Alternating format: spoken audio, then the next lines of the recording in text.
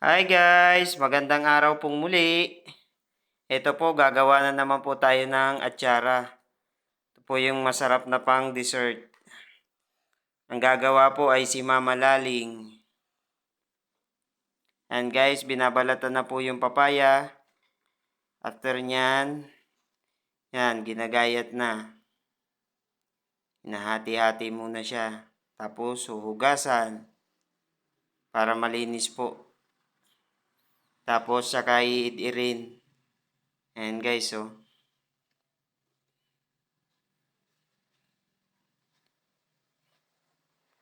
Masarap to guys, lalo na pag bagong kain ka.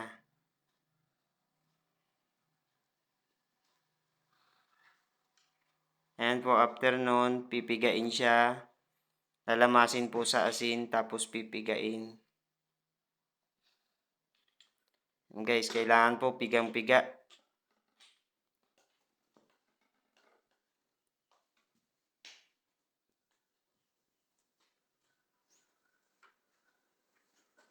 Ayan po.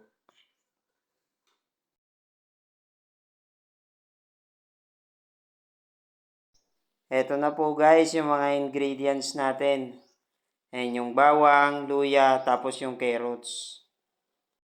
Naghihiwa na rin po si Mama Laling ng siling green.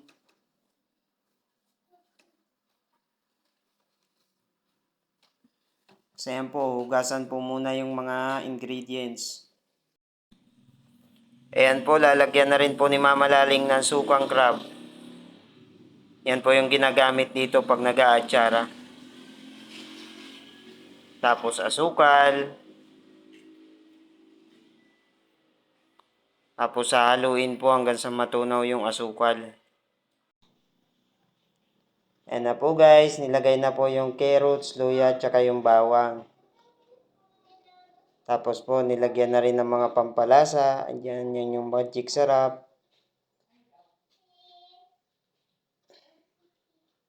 Then mix. Haluin ng haluin. After that, ilalagay na po yung papaya.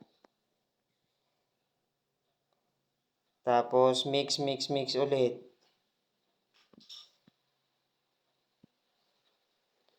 Ayan na guys, masarap na yan. Ready to eat na po. Ayan na po yung finished product. Sarap niyan guys.